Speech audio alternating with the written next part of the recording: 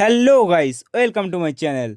আজকে আমার পরীক্ষা শেষ হয়েছে আর আজকে ছিল ঠাকুমার জন্মদিন। সেই জন্য ঠাকুমার জন্মদিন উপলক্ষে বাড়িতে দুপুরের মেনুগুলো চলে আসো দেখে নিই।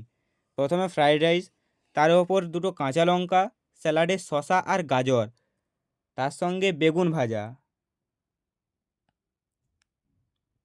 বেগুন ভাজার সাথে আলু ভাজা আর কুঁদরি ভাজা।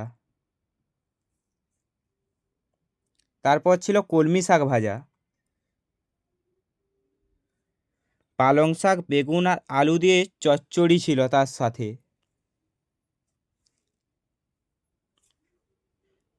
দম আলু,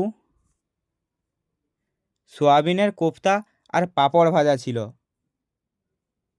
আমি জানি এবারে আপনারা বলবেন চাটনিটা নেই কেন। আসলে আমাদের বাড়িতে চাটনিটা অ্যাভয়েড করা হয়। ঠাকুমা খেলেই গ্যাস্ট্রিকের প্রবলেম আছে তো, তাই ঠাকুমাকে জন্মদিনের শুভেচ্ছা জানাতে কেউ ভুলবেন না। আজকের ভিডিও এতটাই।